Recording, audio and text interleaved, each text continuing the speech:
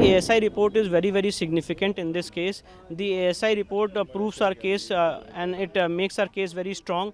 This is a premise of a Hindu temple, and Hindu temple is being used as a mosque. The order of the ASI passed in 2003 is absolutely wrong, erroneous, and in violation of the fundamental rights of the citizens of this country.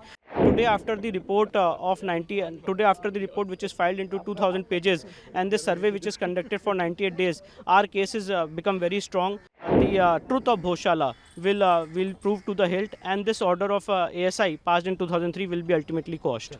The ASI report is very significant in this case. The ASI report proves our case and it makes our case very strong. We had set up a case before the Honorable Indore High Court that this is a premise of a Hindu temple, and Hindu temple is being used as a mosque. The order of the ASI passed in 2003 is absolutely wrong, erroneous, and in violation of the fundamental rights of the citizens of this country. So we had gone before the Indore High Court with this writ petition. The Indore High Court, after hearing both the sides, had appointed the Archaeological Survey of India to conduct a detailed scientific study.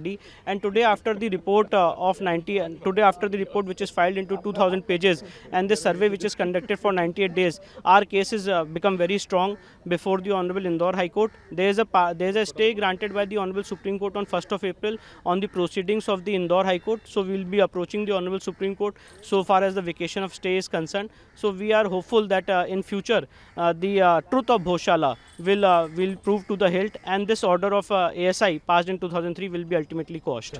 Will press have any impact on this? No, Places of Worship Act has no bearing in this case, because in the Places of Worship Act itself it is mentioned that if any monument is protected by under the ASI Act 1958, Places of Worship Act is not applicable. So far as Places of Worship Act applicability is concerned, the Act itself says so. So therefore we are out of the clutches of Places of Worship Act so far as this case is concerned.